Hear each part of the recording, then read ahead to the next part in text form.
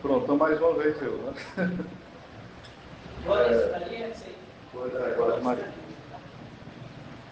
Aí, como vocês iam falando, como houve, às vezes, eu sei que aqui não estamos polêmicos, né? Mas se tiver alguém polêmico, fique à vontade. Mas existem duas formas da gente, ou mais, da gente trabalhar a pregação. Mas esse não é o tema da pregação, né? Mas, por exemplo, às vezes eu gosto de fazer aqui no grupo uma forma de catequese dialógica, ou dialética, pode ser também, aonde eu falo e vocês interagem. Isso às vezes é bom, às vezes, quando o tema deixa. Porque às vezes a gente interage e foge do tema total. Então, isso não é bom quando isso acontece. E quando a gente entra no tema e enriquece, isso é ótimo. Né? Como a formação ela é de poucos minutos, o tema é profundo, embora seja muito conhecido. Então ela não vai ser dialógica, ela vai ser direta, sem intervenções, tá certo? Vai ser estilo de ensino, aquela catequese de ensino, não pregação onde a gente vai assim, não, mas eu acho isso, um protestante brigou comigo e disse isso, eu vivi isso na comunidade, é isso aqui. Isso é uma formação que é dialógica, não vai ser esse estilo, entenderam? Nesse estilo, era o estilo que dava briga e ninguém mais quis vir depois, né? Pronto, então hoje, se for brigar, vai ser sozinho, não comigo, né? Tá certo? É uma ironia aqui, né? Ironia de brincadeira. Mas vamos lá. O tema melhor e mais gostoso de falar, sobre quem? A Virgem Maria. Né? Sobre a Santíssima Virgem, é um tema profundo por quê? Porque depois de Jesus, Jesus não é criatura, claro, ele é Deus, mas a Santíssima Virgem, depois de Jesus Cristo, que é o Verbo que fez carne, ela deve ser o tema que nós devemos olhar com um olhar mais atento. Né? A gente, às vezes, se volta para os dogmas e deve ser de fato, o tema mais central dos dogmas, porque senão se entende os dogmas marianos, as outras coisas sobre Nossa Senhora ficam incompreensíveis, faz as outras coisas.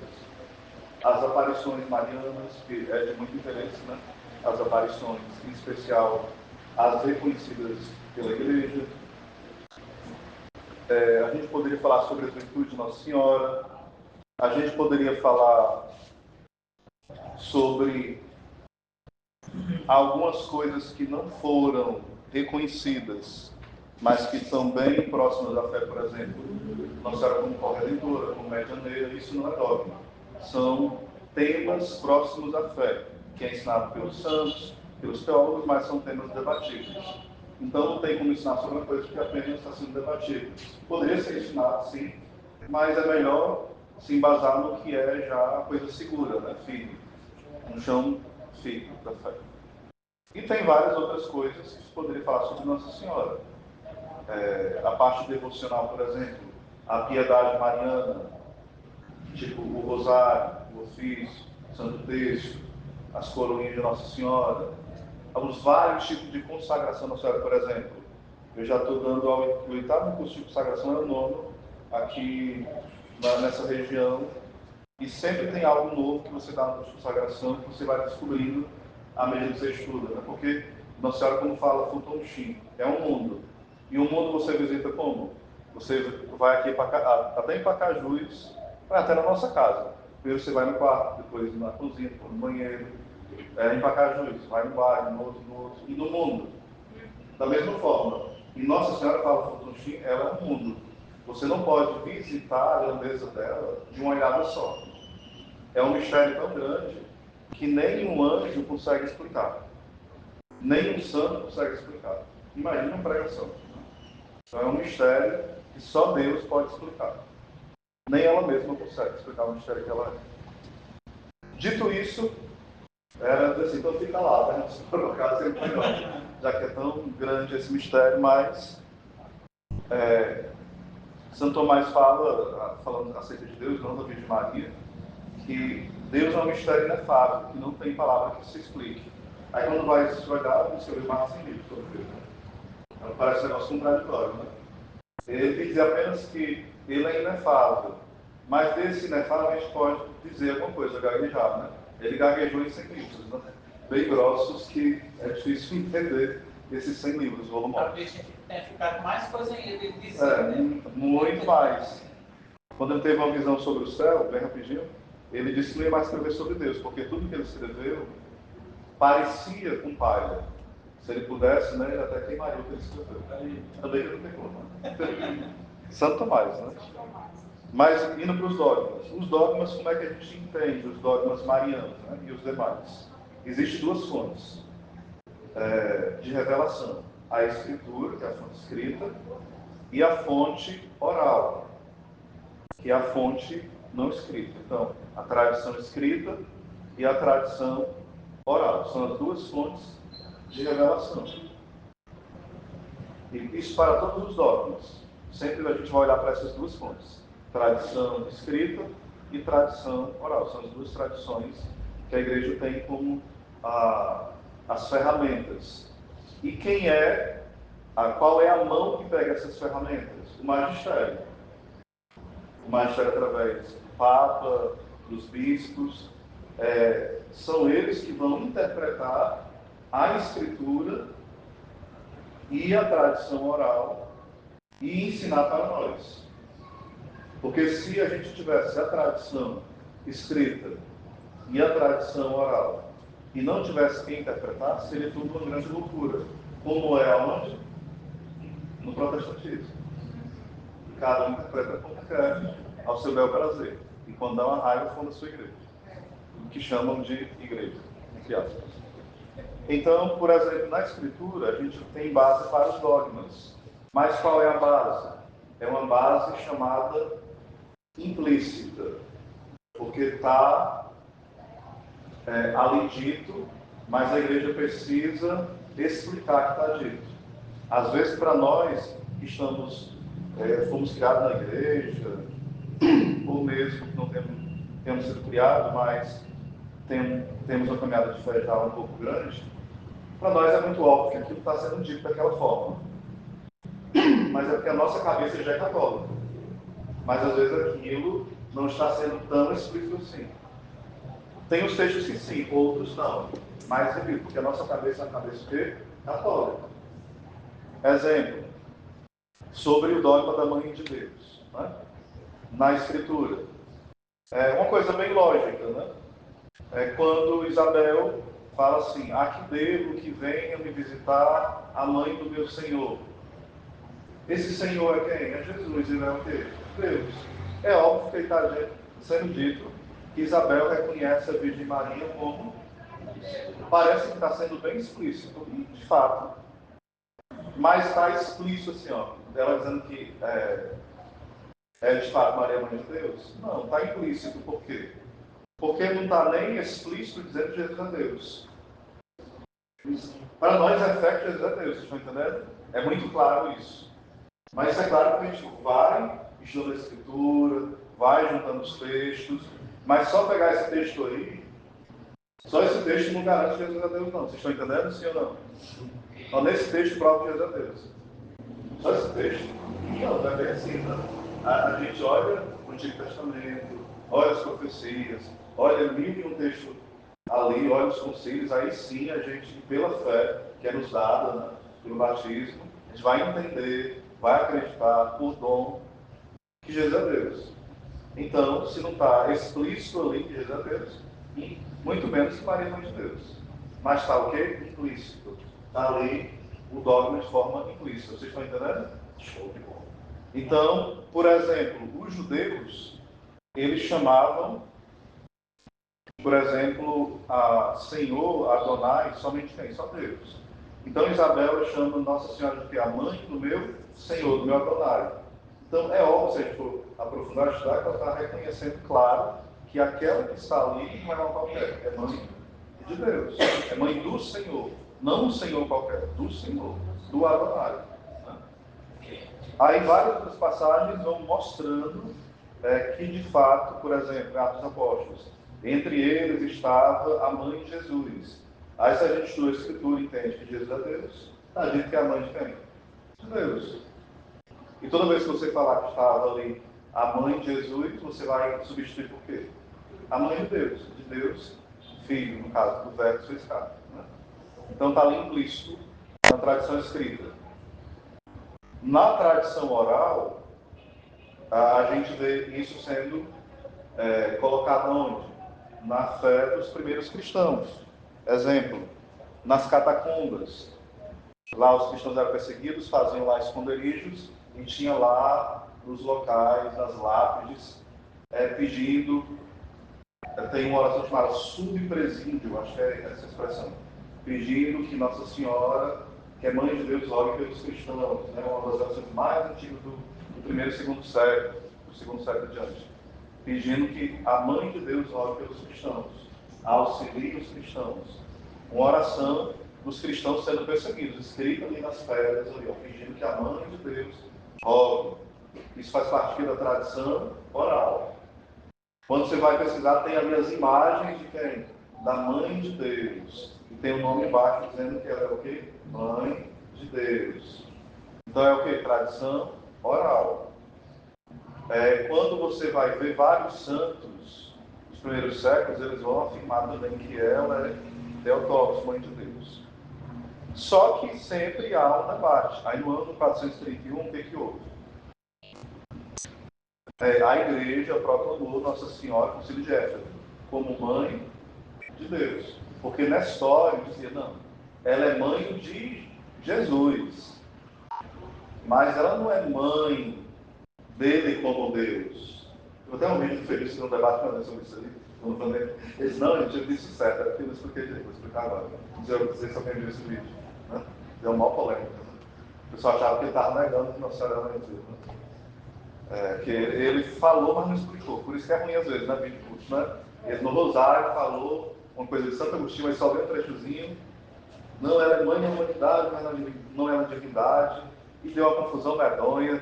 Mas é porque estava lendo o trecho, mas não continuou o texto. Aí deu um embandonamento medonho. Porque a fé, ela é simples, mas não é simplória.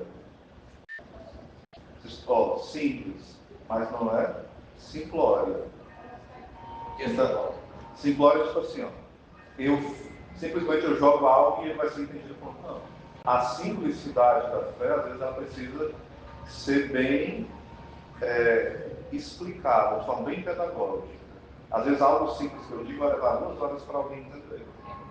Porque é tão simples que nem sempre vai ser entendido. O simples nem sempre é entendido com uma palavra. Às vezes é tão profundo que eu preciso de passar, às vezes, 2 horas, um dia, sei lá, uma semana pensando. Nem sempre. Porque a gente entende o simples como algo raso, né? Como algo que todo mundo entende. Não, as parábolas de Jesus eram tão simples que os chegavam e diziam assim, Senhor, tu queria dizer o que com aquilo mesmo? Não era simples, não era tão óbvio. E não é como se mudar 3 anos para ele perguntar depois. Nem sempre o simples é assim. Aquela próxima assim, logo mais estarei com vós, e logo mais não estarei, depois estarei. Isso aí, rapaz, é um jogo de que você dá uma nota bem na cabeça. Cara, eu tô confuso, como esse negócio aí, né? Se Jesus, pare com isso. Ele não cuida da minha casa. Tem cada coisa para Vou matar, você falou, me botar ninguém fica igual. Ele não nascer de novo, como é que eu vou voltar para a barriga da minha mãe de novo? Então, exatamente, é simples, mas não é simplório, é exatamente isso mesmo. Aí, em 431, a fé da piedade popular, todo mundo sabia, não, ela é mãe de Deus, é óbvio. Mas para Nestório, que era bispo, não era óbvio. Não, que história é essa? Mãe de Deus? A mesma teoria dos patrocínios. Como é que ela, que é criatura, gerou Deus lá no céu? Se ela não foi criada depois, ela é mais nova. Como é que ela gerou alguém mais velho, que sempre existiu? Mas essa não parece lógico, sim ou não? Ela não é deusa. Ela é mais nova. Como é que ela é mãe dele? Não, está errado. Aí, não, na história está certo. Né? Ou seja, gente, o que a gente vê nos protestantes é apenas o quê? Ressurreição de heresias. Eles apenas ressuscitam o que já foi condenado, estudado e explicado. Apenas está sendo dito o quê? Não. O criaturinha está sendo dito o seguinte, que ela é mãe do verbo que se fez carne. O verbo que fez carne, ele é Deus. Porque quando você fala de Jesus, você está dizendo que ele é 100% Deus e 100% homem. E ela é mãe de uma pessoa. Essa pessoa é o quê? 100% Deus e 100% homem. Ela não é mãe de um pedaço de carne, não. Ela é mãe de quê? De uma pessoa. E essa pessoa da qual ela é mãe, assumiu uma natureza humana. É um mistério muito grande isso aqui, entendeu? Que dá um nó de fato. Então a gente perdoa na história. Perdoa. Talvez a gente seria do lado dele se a gente tivesse isso. É que você não deu esse slide, a gente não pode entrar em você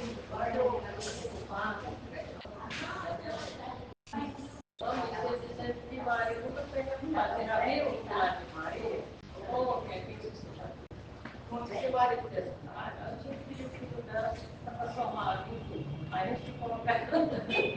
Faz o quê? Eu já entro nisso aí depois, viu? Vai ficar já nessa polêmica dele. Então, quem faz a não viria na internet, pega assim no sapato, aí vai dizendo. Vocês sabem que Maria nunca fez milagre? Nunca fez um milagre. Você já viu algum relato de milagre?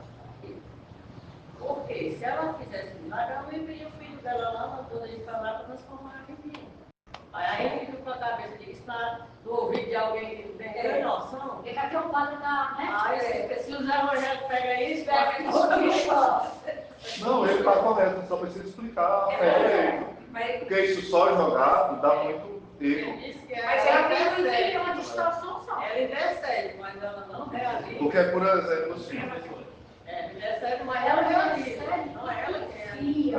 Ela não reconheceu o filho por completo. Ela confiou quando ele disse fazer tudo. Ele não disse que ia fazer, mas ele fazer tudo o que ele foi mandar. Ali ela já sabia. No sagrado, o primeiro sagrado. Ano 431, né? Eu volto já a terceiro, eu vou deixar em aberto para você falar. Ano 431, o Círio de Éfeso. Nossa Senhora proclamada o quê? Mãe de Deus. Ou seja, Theotokos, né? Mãe de Deus. Até a outra vez que eu dei informação aqui, eu falei um termo bem esquisito, né? Deípara, aquela que pariu Deus. É esquisito, né? Deípara, aquela que pariu Deus. Porque quando alguém tem uma criança, se chama de fato parir, né? Não é da luz, não é nem da Mel, né? Da Ena, por aí vai. Ontem eu fui ler o Evangelho na bem rapidinho lá na celebração, aí eu falei assim, eu estava tão cansado esses dias de rodar, de pregar, que eu estava chamando Jesus de Genésio, misericórdia. Eu falei assim, Jesus não serviu aos peixes, eu lembro. Aí eu falei, peixe do discípulo, eu chamo peixe de discípulo. Eu falei, eu nunca li uma porrada dessa aí. Gente, quando terminei de ler, eu consertei na leitura, porque eu achei que eu tinha lido errado. Falei, gente, eu li mesmo, eu chamei o discípulo de peixe mesmo. Falei, pois, peixe. Falei, pois quando eu falar, quando eu disse aqui quando eu estiver explicando, por favor, fala assim, ei, doido, tá dizendo outra coisa aí, viu, doido? Porque eu estou tão cansado que eu posso ensinar uma heresia aqui, viu? Você me alerta, pelo amor de Deus. Né? Chamando o discípulo de peixe, meu amigo. Foi um pescador, né? Mas voltando. Aí Nossa Senhora, ela é imaculada. Quais são na Escritura os trechos que indicam? Dezenas. Um deles é Gênesis 3,15. Por inimizade entre ti e a mulher. Que inimizade é essa? Ou seja, o pecado não vai tocar a Virgem Maria. Ela vai ser aquela onde o demônio vai querer tocar a Virgem Maria pela tentação e pelo germe do pecado, para que ele, ao jogar a tentação, ela obedeça à voz do tentador e ela nunca vai ouvir o tentador. Então, ela é aquela que é chamada desatadora dos nós, porque ela desata o nó de Eva. Eva dá o nó. Nossa Senhora é o quê? A desatadora dos nós. O nó de Eva, Nossa Senhora desata. Né? Ela é a nova Eva, chamada por Santo Irineu de Lyon. Outra passagem, Lucas 1, 26. Que caritomei, que é chamado termo lá, cheia de graça. Ela não apenas é plena de graça, ela é cheia no sentido mais profundo. É aquele cheio que é cheio interiormente e por fora, não há espaço nenhum onde não tenha graça na Virgem Maria. É um sentido muito profundo no grego, entendeu? No latim, é pleno e é muito rico, mas no grego que é Kekarikomené, mais ou menos isso, né? Meio cearense, meu grego aqui, que eu não sei dizer. É como se fosse assim, um copo cheio de água limpo, que você coloca dentro de uma jarra, e o copo vai estar cheio de água, e vai estar imerso de água também dos lados. Então é como se fosse assim, ó, Nossa Senhora ela é toda envolvida em Deus, por dentro e por fora. Ela é cheia. Né? Tanto que eu acompanho muito exercício, né?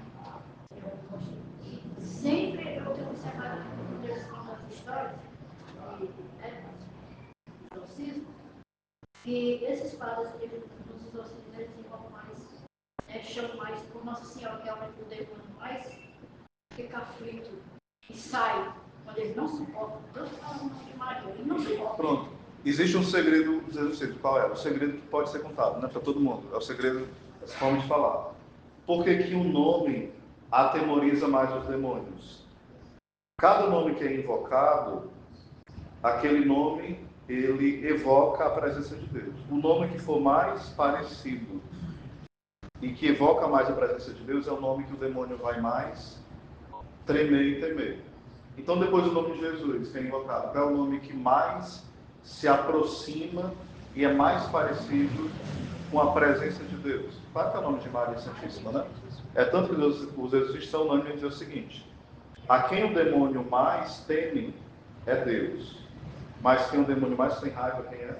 A Virgem Maria, porque ela é criatura, mas ela esmaga ele, ela humilha ele, pela santidade que Deus derramou sobre ela de forma inigualável, plena, né?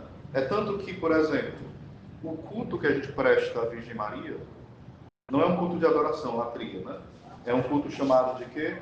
Hiperdulia, que é muito mais que os santos, que é dulia. Dulia é uma veneração que a gente dá aos anjos e aos santos. Mas a Virgem Maria, a gente dá o culto chamado hiperdulia. É um culto excelente. Para Deus é latria. Para a Virgem Maria é hiperdulia. Né? Que para São José é protodulia, né? Para os santos é dulia. Então Nossa Senhora recebe uma veneração máxima. A gente pode não ter veneração a algum santo, pode. Seria bom que tivesse. Mas é equivocado, é errôneo e é uma crise de identidade e é um mal católico, que fala isso de São Paulo VI, um católico que não tem devoção à Virgem Maria. É um mal católico. Então eu já me deparei e a gente não deve se escandalizar com isso, deve rezar. A gente deve ter mania de se escandalizar, isso é um né? Cuidado. Quem se escandaliza muito com o pecado do outro é sinal de que ele tem imaturidade. Repete uma coisa. O mal católico. Quem não é devoto da Virgem Maria de nenhum modo. Essa vez. Agora, deixa eu fazer uma pergunta, então. Obriga, nesse caso, a pessoa tem que se consagrar? Não. Essa devoção pode ser de qualquer tipo. Às vezes por. Só reconhecimento. É o reconhecimento dela como mãe. É algo chamado piedade filial. Eu pensei que tem uma mãe. Não, por que eu estou falando isso, Rodé? Assim, ó. A consagração eu sou muito devoto de Nossa Senhora. Assim, eu nasci, acho que eu não consagrado, mas eu tenho uma devoção muito grande por Nossa Senhora Aparecida. Sabe? Tanto é que todas as coisas para São Paulo, o meu coração não se sente bem se eu não for até a Basílica de Nossa Senhora, assistir uma missa, passar pela imagem, fazer as minhas orações lá. Mas eu não me vejo como consagrado a Nossa Senhora. Embora, agora mesmo, criaram um grupo do pessoal da faculdade e colocaram um grupo consagrado a Nossa Senhora. Eu não me vejo assim. Isso é mal? Não. Rapaz, se todo. Só um exemplo. Se todo mal católico fosse mal, Lúcio, esse mal demais. A minha comunidade, a comunidade dele, Sagrado Coração de Jesus, lá tem um apostolado. Eu não me sinto chamada. Eu não me sinto chamada de jeito nenhum para fazer parte do apostolado. E amo o Sagrado Coração de Jesus. Não tem uma aflição minha, porque é como se eu pegasse ela, tirasse de dentro de mim, empurrasse na Santa Chave do coração dele. Pronto. Aí não toquei, isso não é comparação. E vejo pessoas nas primeiras sexta-feiras, todas as devoções. Agora, no dia 1, investida de filha, ministro da Eucaristia, que já foi, né? Mas deixou a evangélica. Ai, meu Deus. Da evangélica. Deixou. Não vai fazer 2 meses ainda. Sou quase morto, assim. Pela nossa pequenez humana, eu levei um susto por causa. Assim, pegando o gancho, nós temos um outro exemplo de fato da igreja, que é uma pessoa que ela fazia questão de pegar uma dor de Nossa Senhora pela cidade inteira, do nada se transformou numa evangélica. Ela fazia questão. Ela chegava assim, não, eu preciso carregar uma dor de Nossa Senhora. E aí, da época da fruta, a gente tinha aquelas procissões, ela é que ia na frente ali para fazer a questão. Do nada. É porque na devoção, perdão, na devoção à Virgem Maria tem esses 2 pontos que eu acho certo dos outros dogmas, né? Existe a parte do coração e a parte da inteligência. As 2 coisas têm que estar muito juntas, né? Até eu falava ontem isso para o pessoal da consagração. Uma coisa é informação, outra coisa é formação. Isso é bem diferente. O Leandro Carnal, que é ateu, que já foi religioso, assim, religioso não sei se ele foi de ordem religiosa, mas já foi assim, de ter fé, nesse sentido, né?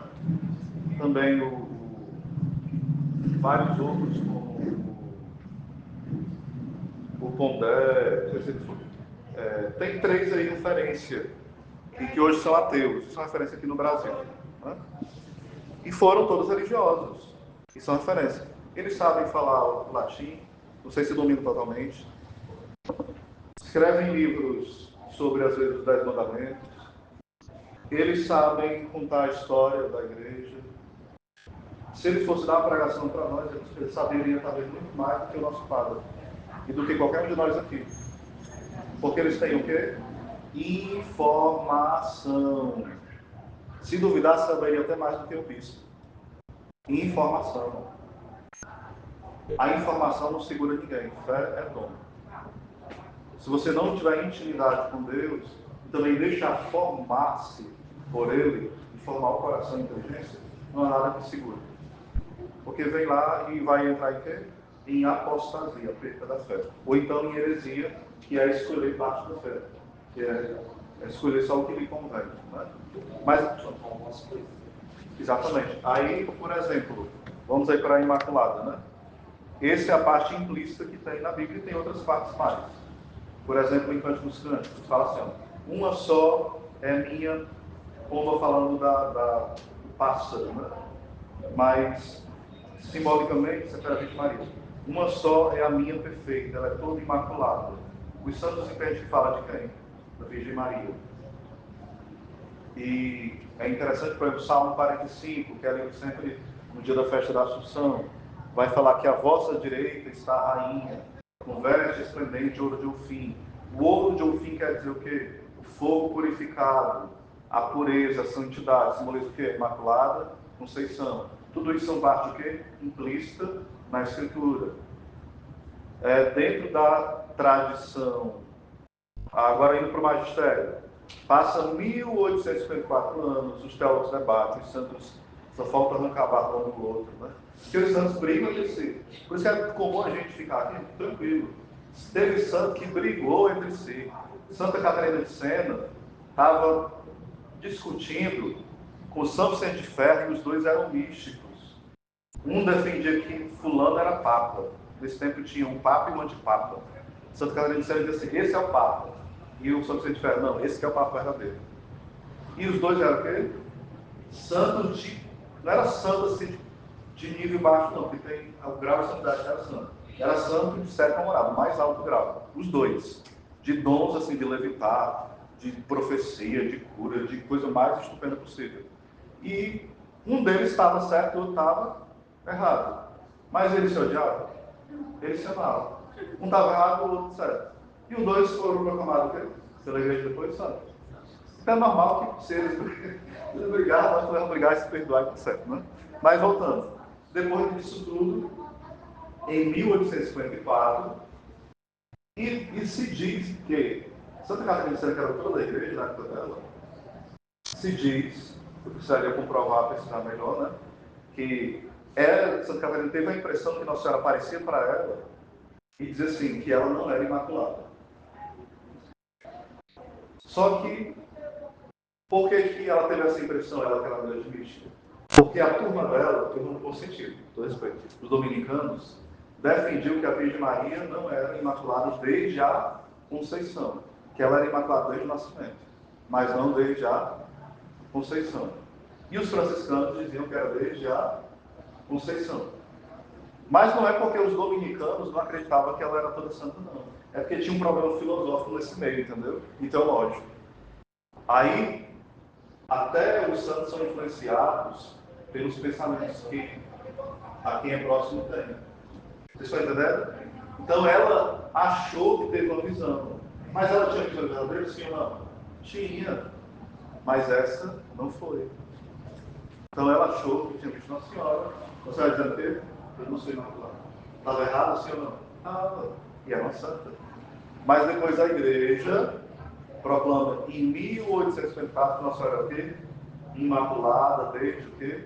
A conceição. O pecado nunca tocou ela. Quando a igreja define, aí parou a briga. Não briga mais não, viu? A igreja, que é mãe mestra, já disse. Parou, menino, faz paz. Conversa. Nossa Senhora sempre foi imaculada. E passa a ser verdade a partir daquele momento? Não. Sempre foi verdade. Mas agora as coisas estão 100% claras. Enquanto não é proclamado, pode o menino grande e os pequenos brigar. O rubuchão e o lindão. Mas depois que a igreja proclama, pode parar a briga. Foi o que Nossa Senhora é medianeira de todas as graças. Tem muito fundamento. Mas tem uns que não acreditam, que é medianeira de todas, que ela é medianeira, todo mundo acredita. Mas de todas as graças, há um debate. A gente pode debater sobre isso ou não? Pode. Mas quando a igreja proclamar, a gente pode debater? Não. Se debater, você não acaba não. Ou você fica bem caladinho e diz, Senhor, é difícil crer, mas eu me dê graça de crer. Tá? Eu quero crer. Então, 1854, segundo dogma. Terceiro dogma. Nossa Senhora, sempre virgem. Sempre virgem é o quê? Antes do parto. O parto, ou seja, Jesus foi concebido de uma virgem. Então foi antes do parto, ela permanece virgem. Durante o parto, ela continua virgem. Depois do parto, permanece virgem. A expressão, bonita, ela pode estar na área que a minha patrocinadora lá no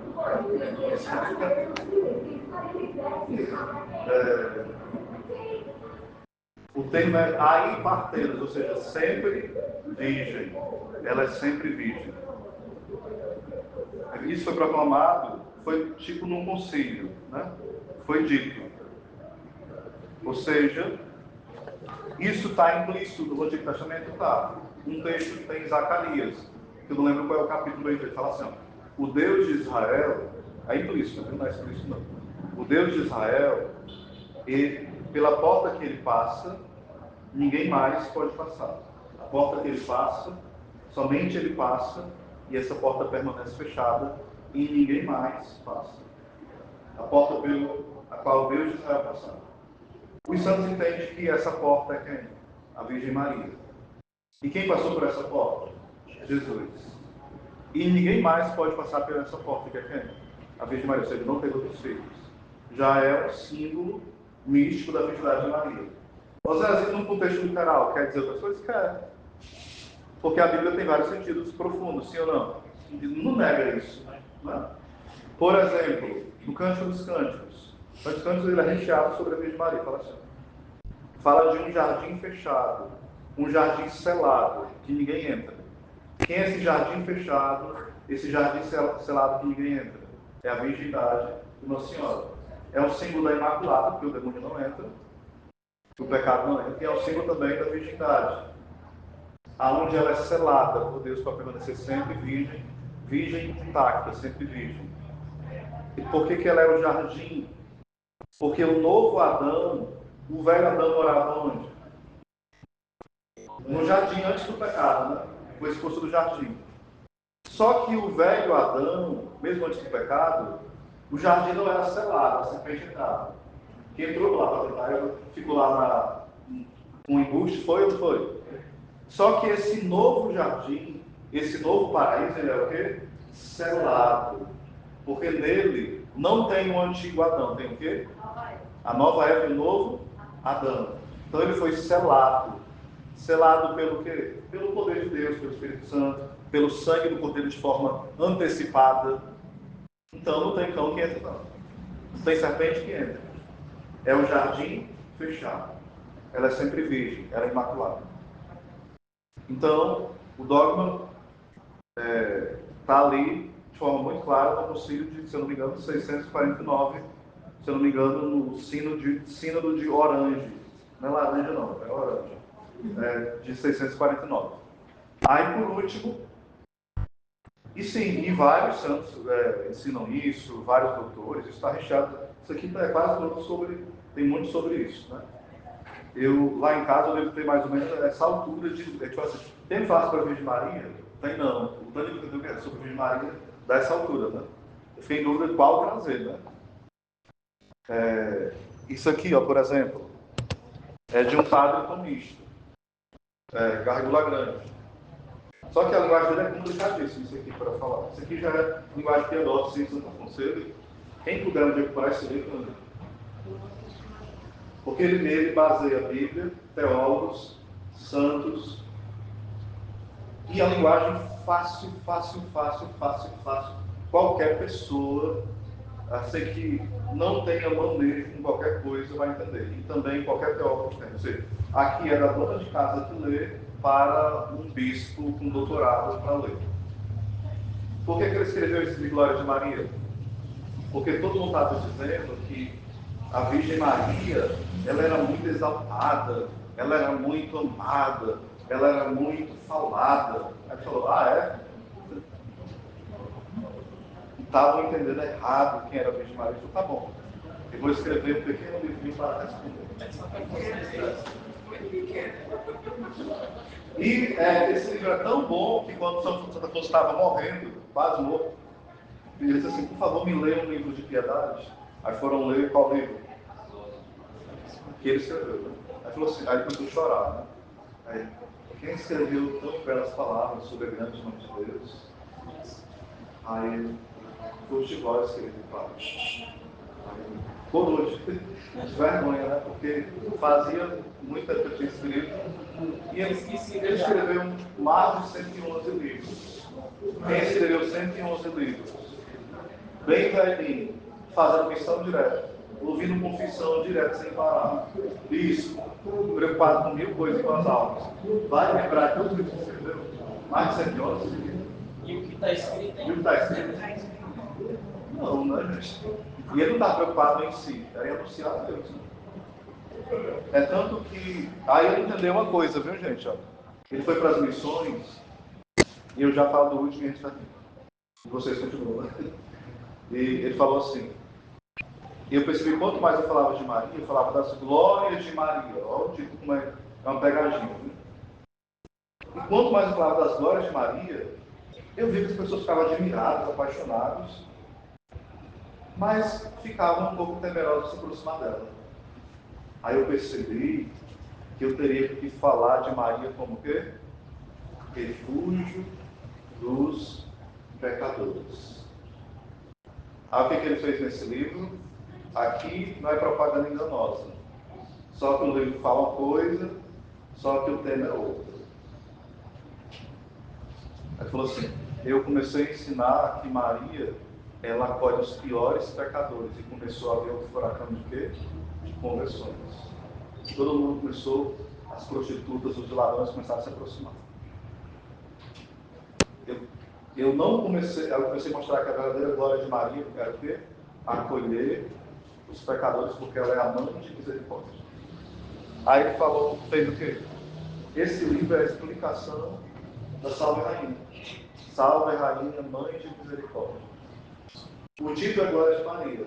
E qual é o conteúdo? A explicação de como Maria é a mãe de misericórdia. O tema é exatamente isso. Não é que glória de Maria é muito complicado, ela lá e eu cá. Não, ela cá e eu cá também. Bem perto da gente, né? Aí por último tem o dogma da Assunção de Nossa Senhora, que diz o quê? Que ela foi assunta ao céu de corpo e alma. O dogma diz que ela morreu? Não diz. Diz que ela não morreu? Não diz. É tanto que há um debate entre os teólogos sobre se Nossa Senhora estava dormindo e simplesmente acordou, ou se ela morreu bem rápido, porque foi necessário ela morrer, ou ela quis morrer, e se agradou disso o Senhor e permitiu, e depois ela ressuscitou. Há um debate, porque o texto não é 100% claro, o texto do dogma. É claro que ela foi, assim, chegando o término da sua vida terrestre. O término da vida é a morte. Não, isso está ambíguo, o texto não é claro. Vocês estão entendendo, né? Não, eu acho que... Não, mas eu acho. Entre o acho está o debate. A fé da igreja, ela está no céu de corpo e alma. A fé da igreja ensina que duas pessoas estão no céu de corpo e alma. Quem é? A Virgem Maria e Jesus. Isso foi proclamado em 1950 sobre a Virgem Maria, né? São José está de corpo e alma? Não sei. Tem mais alguém? Não, a gente não sabe. Elias, Enoque, a Bíblia deixa alguma coisa assim? Isso nos foi escondido. A gente pode deduzir, debater. A gente não sabe. No final do tempo a gente vai saber. Ou no céu, né? A gente vai estar no dia de corpo e alma no céu. Tudo que foi falado aqui sobre a Virgem Maria é o que nós vamos também experimentar. Só a gente não vai nascer imaculado, mas gente não, a gente nasceu em pecado original. Mas imaculados a gente fica quando? Quando a gente é batizado, a gente fica como? Imaculado. Só não foi concebido imaculado. Mas de certa forma, espero que não esteja sendo herege, a gente foi concebido, pelo menos da forma sobrenatural, porque é uma nova, de forma natural não, né? Mas de forma sobrenatural, o Osés que nasce agora ali, ele nasceu sem pecado. Estão entendendo ali? A forma sobrenatural. O Lúcio que nasce no batismo é o Lúcio de uma vida sobrenatural. Tanto que, sobrenatural. Onde o pecado ali é executado. Exatamente. Morreu o Lúcio velho e nasceu o novo. E o novo que nasceu, foi concebido, foi gerado na pia batismal, seja lá onde ele foi batizado, é novo. Ele foi concebido ali no seio batismal, é novo. Então é imaculado. Não tem mancha nenhuma de pecado ali, comparado tudo. Quando o Lúcio prega pela palavra, lá com o NEP, e para os filhos dele, para a esposa, para os amigos, ele está fazendo o quê? Gerando Cristo. Então, de alguma forma, uma imitação do dogma da maternidade divina, gerando Cristo no coração das pessoas. Então, é uma alegoria, entendeu? De alguma forma, nós também somos chamados à virgindade. Como? A sermos inteiros de Deus. Ter um coração inteiro de Deus. Porque a virgindade quer dizer o quê? Integridade, inteireza. Ou seja, a gente não está dividido. A virgindade tem a ver o quê? Com inteireza. Eu sou todo de alguém. Então, pelo menos espiritualmente, a gente é chamado a ser o quê? Todo de Deus. Sim ou não? Se você é casado, talvez você está dividido com as ocupações da casa de forma corpórea, mas a sua alma, o seu coração, de fato, tem que ser todo de Deus. Então, existe uma virgindade também no sentido ali de intenção espiritual e busca sincera de Deus. E no céu, nós seremos o quê? Todos virgens. Porque o esposo é quem? Todos vocês, casados, serão o quê? Celibatários, não tem jeito. Vocês todos serão celibatários, todos nós. Não tem jeito não. Mas só que os celibatários todos serão esposos. Quem é? A gente não vai se dar casamento a um ou outro, mas o esposo quem é? Jesus. Profundo. Então é muito profundo. E por último, nós vamos ser assuntos ao céu, de corpo e alma, que é a ressurreição da carne. Então os dogmas não estão à deriva da gente. Os dogmas têm a ver com a gente. Porque senão seria coisa para a gente olhar de longe, né? Tem nada a ver comigo, tem tudo a ver com a gente. Porque o que Deus, o sonho de Deus realizado está onde? Na Virgem Maria. A gente tem que pensar assim, e eu vou frustrar o sonho de Deus a meu respeito, ou eu vou dizer sim ao sonho de Deus para a minha vida? É a pergunta que a gente, diante desses dogmas, a gente deve fazer, entendeu? E só faz isso com a graça. Sem a graça, a gente vai frustrar. Né? Amém?